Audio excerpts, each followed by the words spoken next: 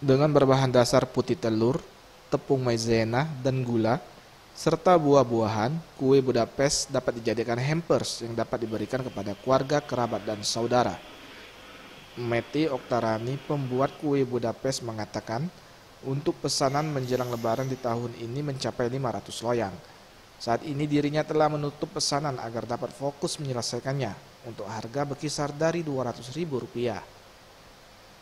Nantinya kue yang sudah dibuat akan dikirim ke pemesan, bisa melalui travel dan ekspedisi, karena kebanyakan pemesan berada dari luar kota Palembang.